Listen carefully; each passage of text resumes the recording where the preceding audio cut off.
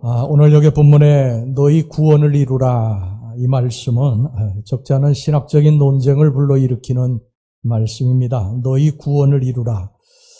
이 한 구절만 떼어놓고 보면은요, 구원이라고 하는 것이 인간의 자력이나 공로로 가능하다고 하는 사실을 암시하기 때문입니다. 그러나 로마서에 보면 우리들의 구원이라고 하는 것은 우리들의 행위나 공로가 아니라 하나님의 무조건적인 은혜라고 말씀을 하고 있습니다. 그래서 이 말씀이 이제 혼동을 가져올 수 있는데요.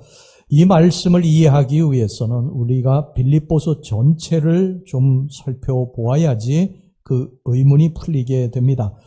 성경은요, 전체적인 그러한 문맥이나 개론이 굉장히 중요해요. 말씀을 쪼갠다 그러는데 쪼개는 것만이 능사가 아닙니다. 성경은 전체적으로 본 다음에 그 다음에 대의에 맞춰서 문맥에 맞춰서 말씀을 쪼개야지, 잘 해석을 해야지 되는 것이죠.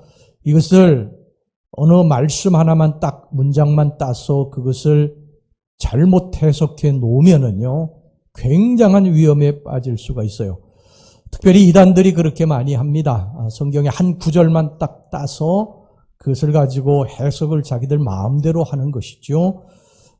오늘 여기 본문의 말씀도 역시 마찬가지예요. 한 구절만 놓고 보면 이해하기가 좀 힘이 듭니다. 이 말씀을 이해하려면 먼저 빌립보서 1장 1절의 말씀을 우리가 보아야 됩니다. 자, 빌립보서 1장 1절입니다. 그리스도 예수의 종 바울과 디모데는 그리스도 예수 안에서 빌립보에 사는 모든 성도와 또한 감독들과 집사들에게 편지하노니. 이 말씀을 보면 바울이 빌립보에 있는, 빌립보 교회에 다니고 있는 감독 집사들에게 편지를 보낸 것을 알 수가 있어요. 즉 다시 말하면 이 빌립보, 여기 오늘 본문의 말씀, 너희 구원을 이루라고 하는 이 말씀은 예수를 믿고 구원받은 성도들에게 보낸 말씀이에요. 그렇기 때문에 우리가 이 말씀을 볼 때에 구원을 이루라고 하는 이 말이 우리의 자력이나 공로로다가 구원을 받는 것이 아니라 분명히 바울이 이 편지를 보내면서 구원을 이루라고 하는 말씀은 이유가 있을 것입니다. 이제 오늘 그 이유를 좀 살펴보겠습니다. 너희 구원을 이루라고 하는 것이 도대체 무슨 말이냐?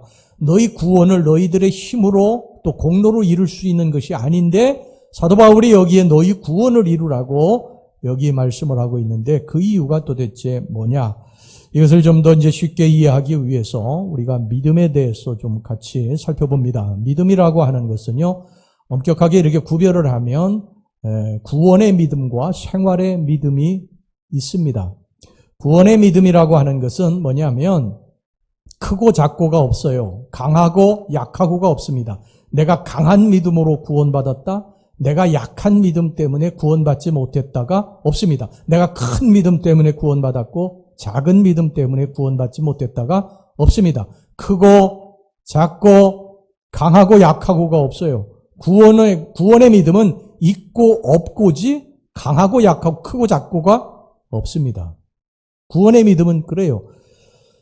구원은 우리가 예수 그리스도를 믿고 구원의 도리를 깨닫고 내가 죄인임을 깨닫고 예수 그리스도로 말미암아 죄사함을 받고 예수 그리스도를 나의 구주로 영접하게 되면 우리가 구원받은 것입니다. 요한복음 1장 12절에 뭐라고 합니까? 영접하는 자. 영접이라고 하는 것은 뭐냐면 우리 맞아들이는 거 아닙니까? 예수 그리스도를 맞아들이는 자.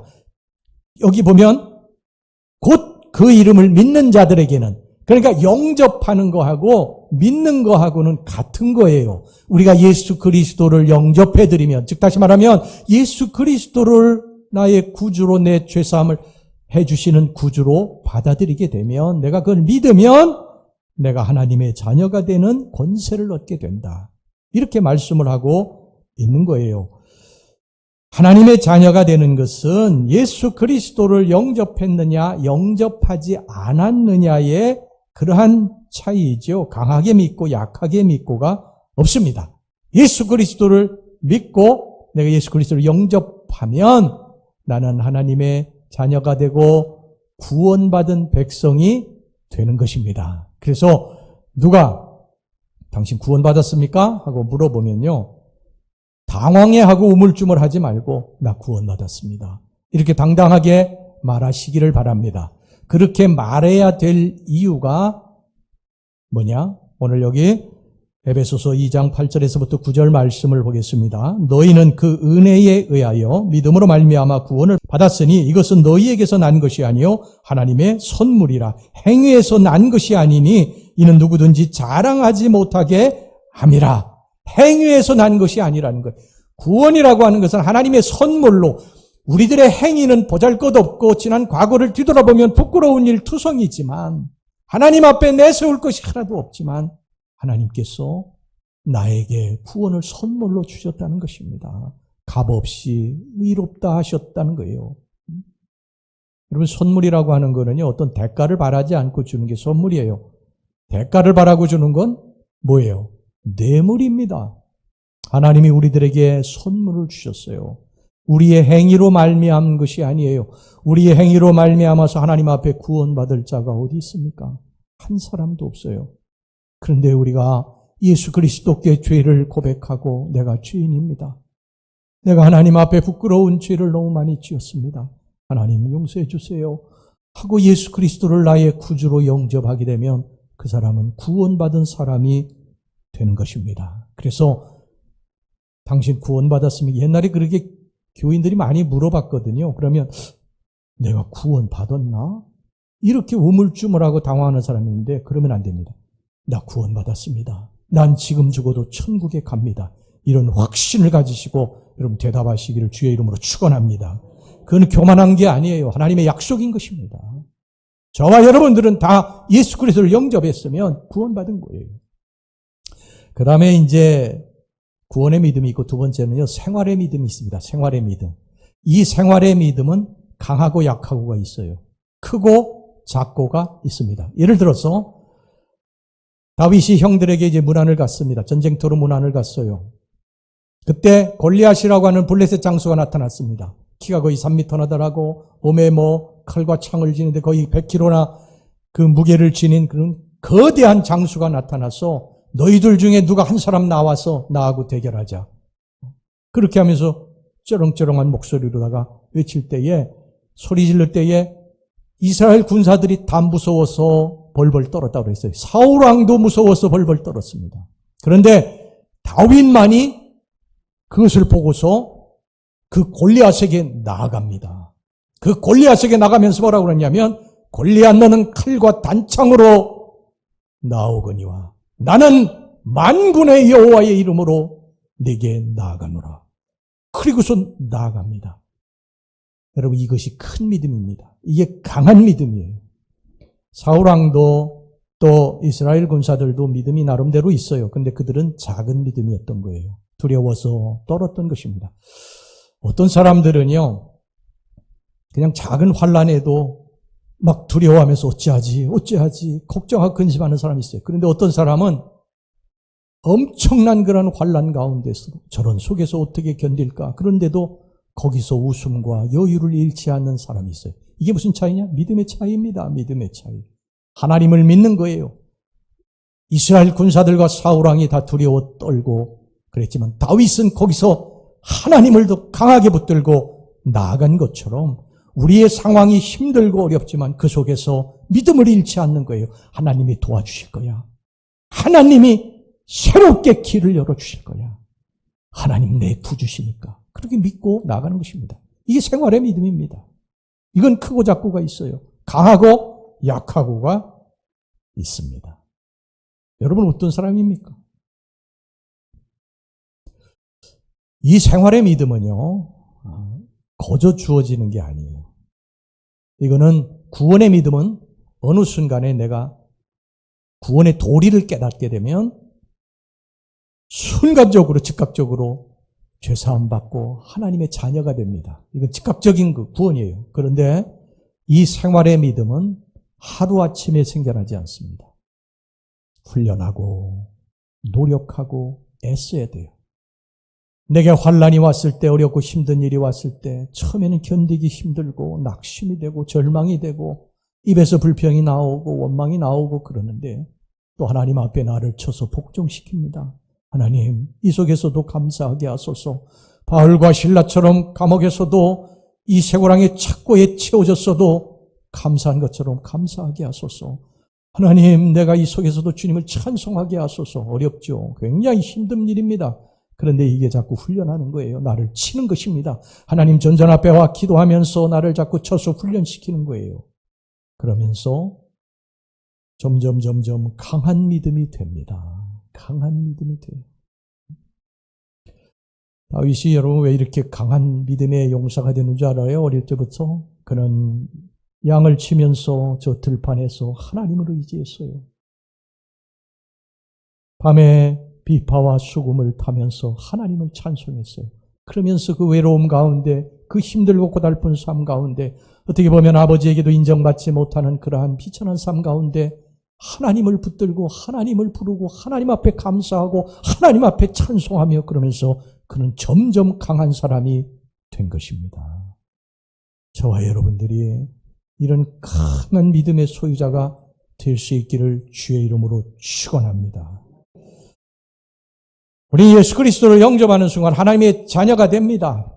구원받은 백성이 되는 거예요. 그런데 이것으로 끝나는 것이 아닙니다. 이 구원받은 백성들이 이 땅에서 어떤 삶을 살아야 할 것인가의 과제가 주어지게 돼요. 이제는 나를 훈련시켜 나가야 됩니다. 그래야지 하나님의 백성으로서 든든히 서게 되는 거예요. 어떻게 보면요, 우리는 이 땅에서 지금 훈련하는 거예요. 저 하늘나라에 가 살 것에 대해서 훈련하는 것입니다.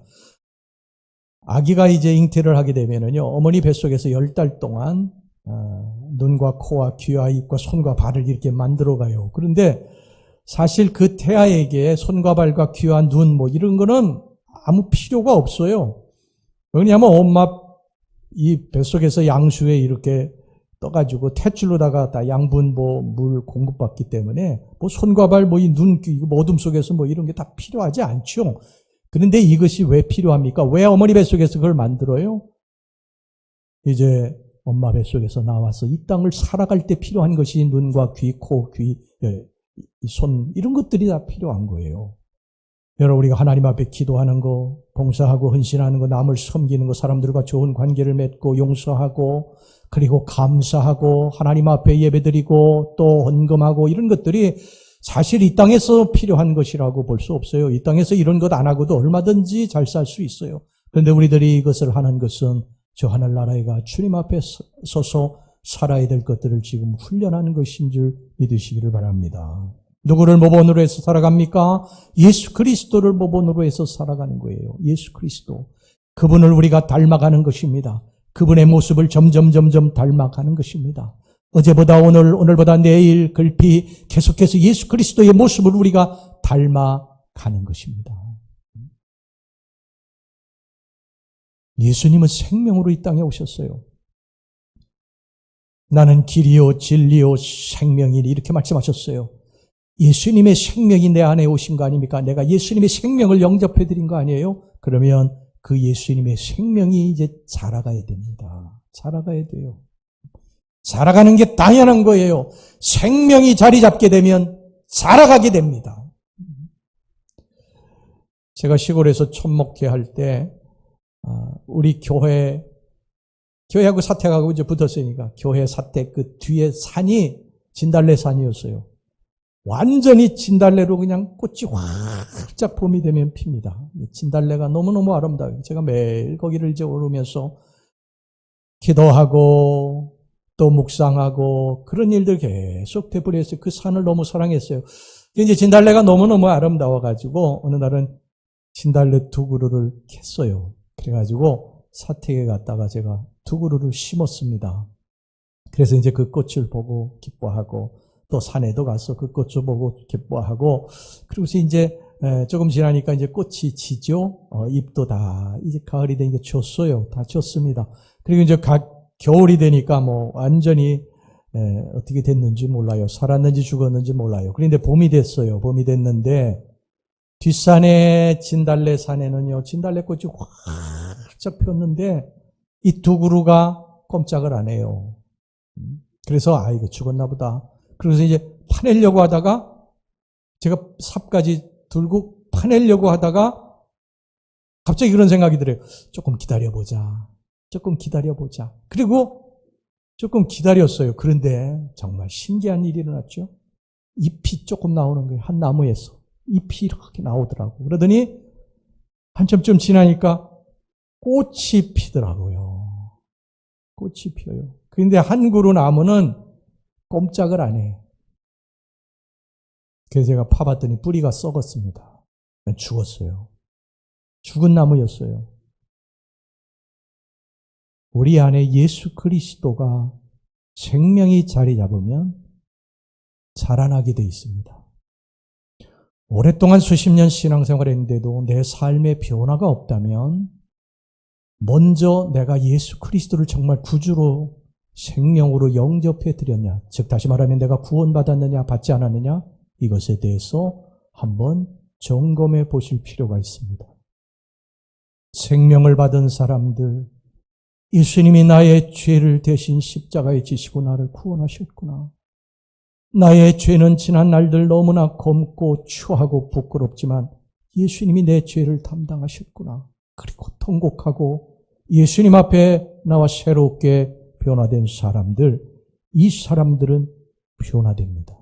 그의 삶이 변화됩니다. 입술이 변화됩니다. 행동이 변화됩니다.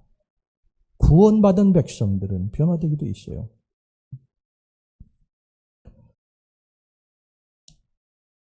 생명을 받은 분들은요, 자꾸 훈련하셔야 됩니다. 들판에 핀 장미도 아름답지만 집의 정원에서 가꾼 장미는 더 아름다운 거예요. 교회 나오는 것도요, 예수의 생명 받고 구원받은 사람들이 나와서 말씀을 듣고 결단하고 회개할 것을 회개하고 그리고 버릴 것을 버리고 끊을 것을 끊고 하나님 모습을 닮고 예수님의 모습을 닮으려고 우리가 노력하게 될 때 그 사람은 점점 예수님의 모습으로 닮아가게 될 것입니다. 교회에 나오는데 구원받지 못하고 예수 생명 받지 못하고 나오는 경우도 많아요. 교회에 친교가 좋아, 사람들이 좋아가지고 그러면서 놀이문화에 빠져가지고 그렇게 나오는 사람도 많아요. 그렇게 수십 년 다닌 사람도 있어요. 그렇지만 여러분, 그러면 자라가지 않아요. 생명이 없기 때문에 자라가지 않습니다. 예수 생명을 받으면 자라게 돼 있어요. 자라게 돼 있습니다. 말씀을 사모하게 됩니다. 기도하게 됩니다. 하나님 붙들고 살게 되는 거예요.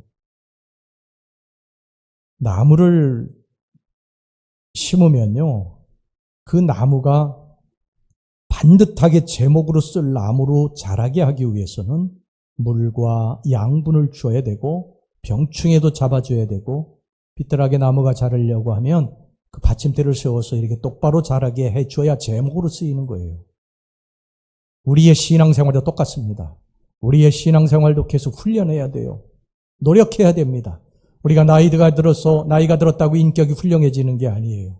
나이가 들었다고 신앙의 아름다운 예수님의 모습을 닮아가는 게 아니에요. 저절로 되는 게 아닙니다.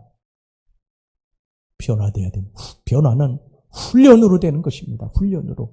훈련해야 됩니다. 계속 훈련해야 됩니다. 요즘 교회가 욕을 정말 많이 먹죠.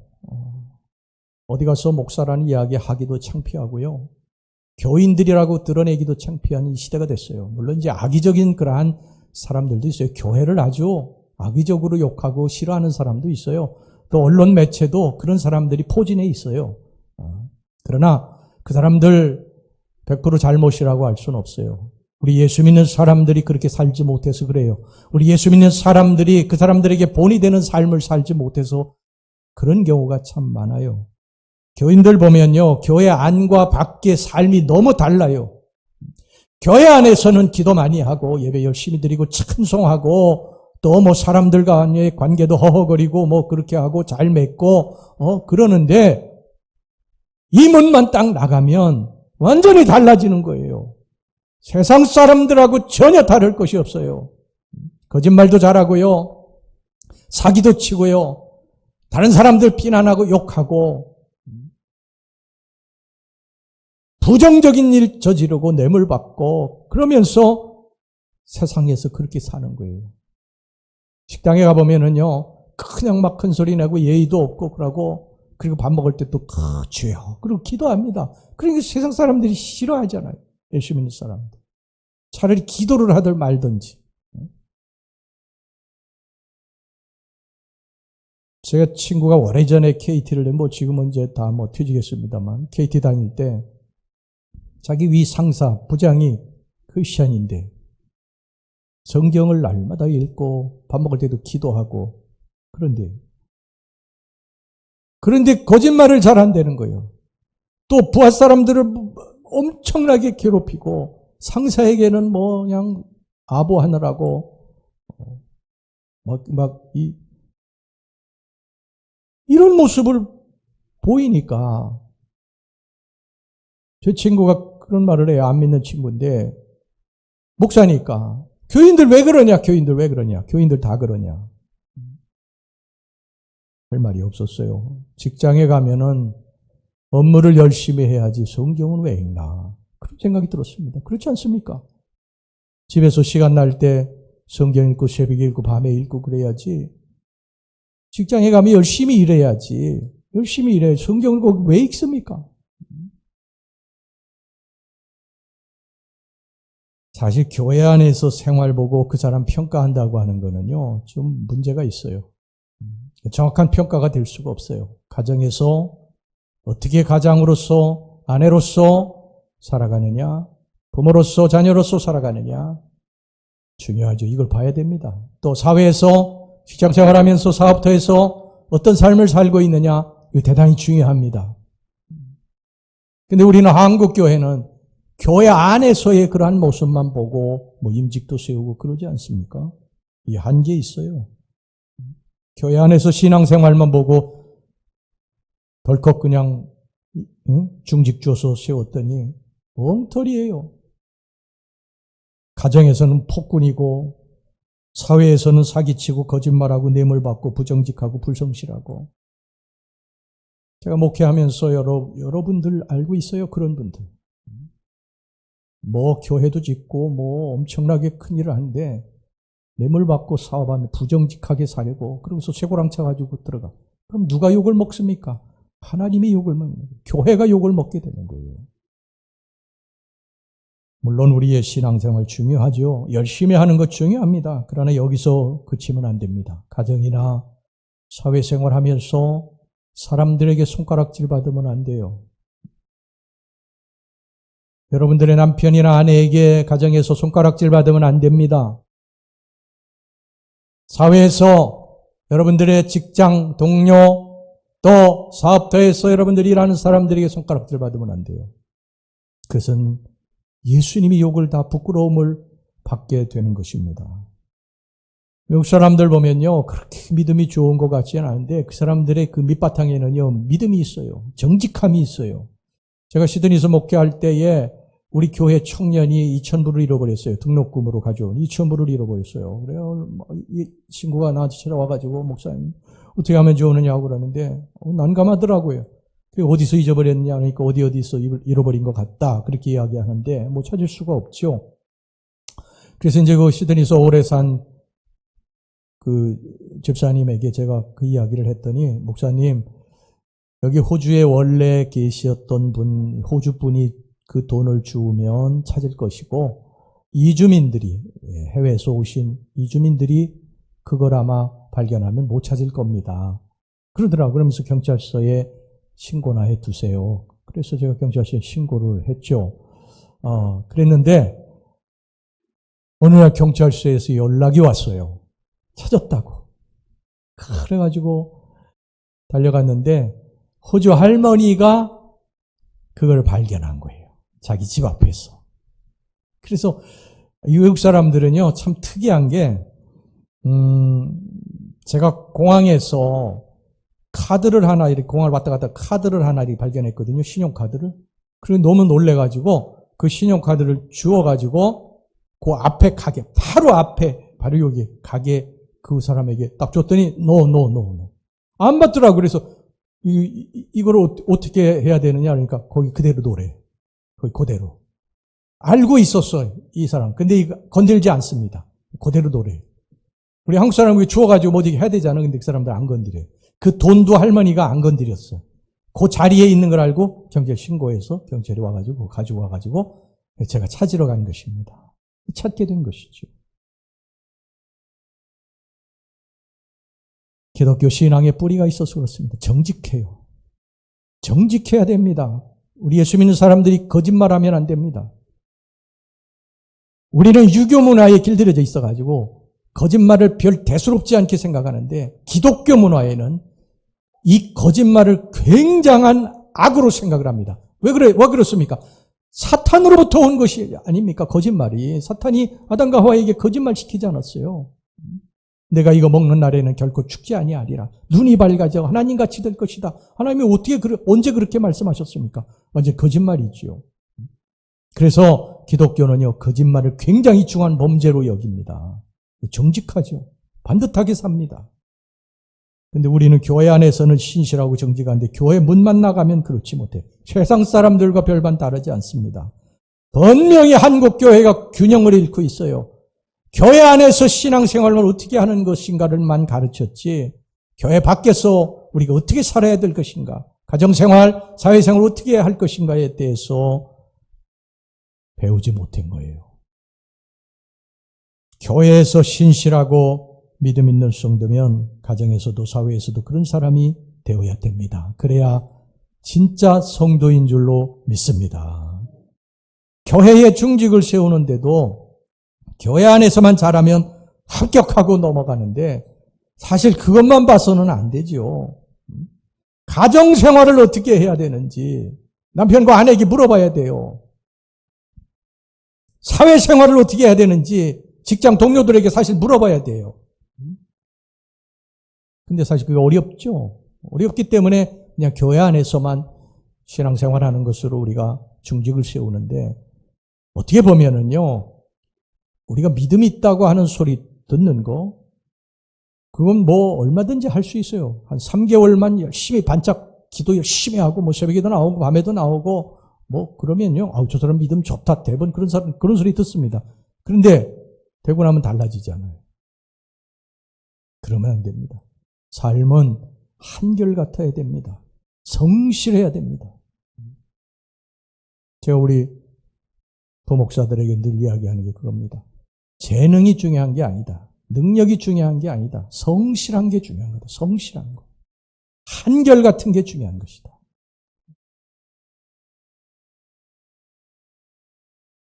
어느 교회에서 장로 세우려고 하는데요. 그 장로 세우려고 하는 부인이 담임 목사님 찾아왔대. 찾아와가지고 목사님 우리 남편 장로 세우면 안 됩니다. 그러더라는 것입니다. 그래서 깜짝 놀래가지고 왜 그러냐 그러니까 매일 술이 고주망태가 돼가지고 돌아와가지고 집에 있는 물건 다 때려부시고 때로 나한테 폭력을 행사하고 자녀들에게 폭언을 하고 그러는 사람을 어떻게 장로로 세울 수 있습니까? 그러더라는 것입니다. 이거 실제로 있었던 일이에요. 모르는 거지. 가정생활을 어떻게 하는지. 사회생활을 어떻게 하는 건지 모르는 거예요. 근데 여러분 성경에 디모데전서에 보면 교인들을 중직 줘서 세울 때, 감독 집사로 세울 때에 이 성경의 감독 집사는요, 장로, 권사 이런 중직들을 말하는 거예요. 이 중직들을 세울 때에 교회에서 신앙생활 어떻게 하는 사람을 세워라 하는 말은 없어요. 대신 가정생활 어떻게 해야 되는 사람을, 이런 사람을 세워야 된다. 사회생활 이렇게 하는 사람을 세워야 된다. 이런 말씀은 있어요. 디모데전서 3장 2절에서부터 4절까지 말씀 보세요. 그러므로 감독은 책망할 것이 없으며 한 아내의 남편이 되며 절제하며 신중하며 단정하며 나그네를 대접하며 가르치기를 잘하며 술을 즐기지 아니하며 구타하지 아니하며 오직 관용하며 다투지 아니하며 돈을 사랑하지 아니하며 자기 집을 잘 다스려 자녀들로 모든 공손함으로 복종하게 하는 자라야 할지며, 그 다음에 디모데전서 3장 8절에서부터 9절, 이와 같이 집사들도 정중하고 일구이언을 하지 아니하고 술에 임박히지 아니하고 더러운 일을 탐하지 아니하고 깨끗한 양심의 믿음의 비밀을 가진 자라야 할지니. 왜 이 디모데전서의 신앙생활, 믿음생활에 대한 말씀은 없느냐? 왜 가정생활, 사회생활에 대한 말씀만 있느냐? 신앙생활, 믿음생활은 기본이기 때문인 것입니다. 이거는 당연한 거예요. 초대교회 때 예수 믿는 사람들은 목숨 내걸고 예수 믿었기 때문에 이건 당연한 것이기 때문에 여기 기록하지 않은 거예요. 당연히 여러분 우리 중직을 세울 때 믿음생활, 기도생활 어떻게 하는지, 신앙생활, 예배생활 어떻게 하는지 당연히 봐야 되죠. 이게 기본이 안 돼 있는 사람은 사실 임직으로 세울 수가 없는 거예요. 그 다음에 가정생활을 이러한 사람, 사회생활 이러이러하게 하는 사람, 이런 사람이 중직이 돼야 된다. 이걸 성경이 말씀하고 있는 것입니다. 여러분 우리 신앙이 균형을 맞춰서 바르게 성장해 나가시기를 주의 이름으로 축원합니다. 교회에서 신앙생활 잘했으면요, 가정에서도 사회에서도 본이 되는 삶을 살아야 됩니다. 성경에 어디 너희가 교회의 빛이라, 교회의 소금이라 이렇게 말한 구절이 있어요? 너희들이 교회에서 빛이 돼야 된다, 너희들이 교회에서 소금이 돼야 된다, 이런 말씀이 있습니까? 없잖아요. 너희들이 세상에서 빛이 돼야 된다, 세상에서 소금이 돼야 된다, 이렇게 말씀하고 있지 않습니까? 우리가 여기에서 신앙생활하는 것은 여기에서 살기 위해서가 아니에요. 이 교회 밖으로 나가서 세상에서 하나님의 영광이 되어 살기 위해서 우리가 여기서 기도하고 훈련하는 거예요. 여기서 이게 기본이 안 돼 있는 사람이 어떻게 세상에 나가 또 살 수 있어요? 그것도 거짓말이죠. 그래서 디모데전서에 이 신앙생활, 믿음생활 기본적인 거는 여기 자격을 논하지 않은 거예요. 이건 당연한 것이기 때문인 것이죠. 우리가 이렇게 살아야 한국 교회가 이제 욕을 먹지 않고 떨어진 명예가 회복될 줄로 믿습니다. 언젠가 오래전에 그 TV에 요셉의 이야기를 드라마로 방영을 한 적이 있는데, 우리가 잘 아는 대로 요셉은 10대 때에 노예로 팔려가서 보디발의 집으로 가지 않습니까? 보디발은 애굽의 친위대장이에요. 지금으로 말하면 경호실장쯤 되는 사람입니다. 그리로 이제 노예로 팔려가게 됩니다. 노예로 팔려갔는데 이 성경에 보면은 요셉은 굉장히 준수하게 핸섬한 사람이었다고 기록을 하고 있어요. 그러니까 이 보디발의 아내가 요셉에게 눈독을 들였어요. 그리고 계속해서 동침하기를 요구하게 됩니다. 요셉은 그걸 거절하기가 보통 힘든 게 아니죠. 왜 그러냐면 자기 주인 아닙니까? 보디발의 아내면 자기 주인이잖아요. 요셉은 노예고, 그러면 노예는 주인의 마음대로 하는 거예요. 얼마든지 죽일 수 있는 그런 상황이고, 그 다음에 요셉은 또 젊지 않습니까?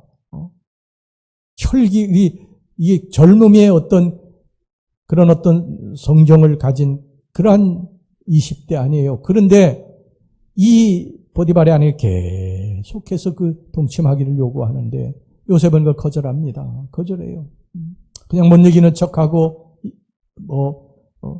그 요구에 응해 줄 수도 있는데 그냥 계속 거절합니다. 그 이유는 뭐냐면 성경에 보면 하나님께 내가 어찌 죄를 얻으리까? 내가 하나님 앞에 어떻게 죄를 짓겠습니까? 그러고서 계속 도망친 거예요.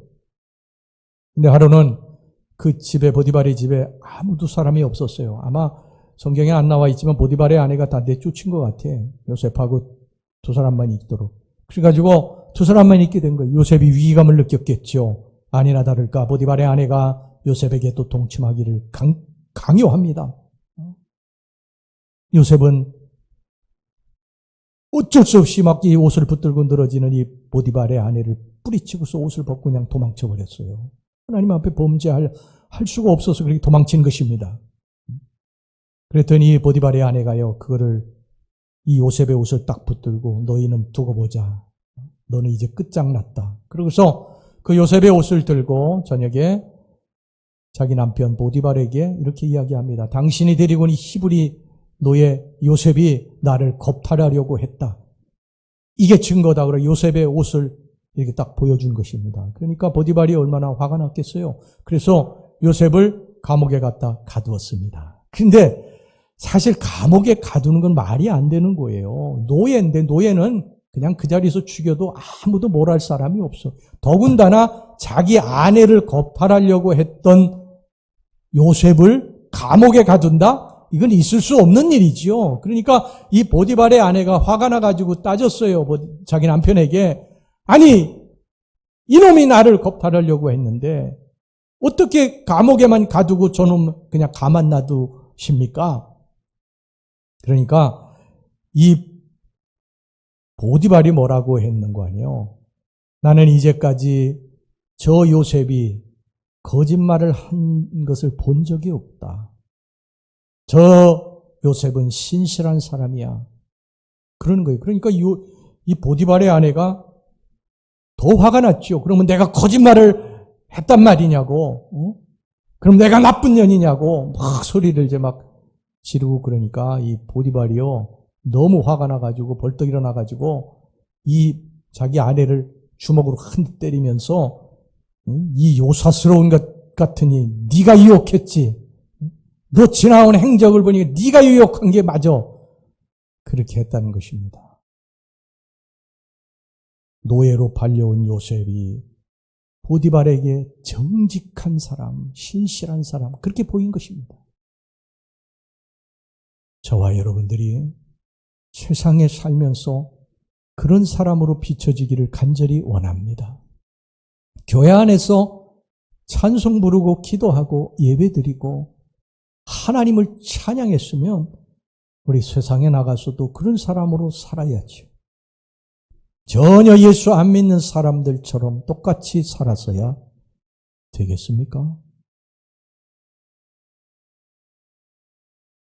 세상에서 저 사람 틀림없는 사람이다. 저 사람 정말 정직한 사람이다.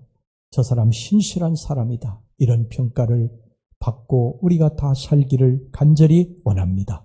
그러기 위해서 우리가 훈련해야 됩니다. 끊임없이 나를 쳐서 주께 복종시켜야 됩니다.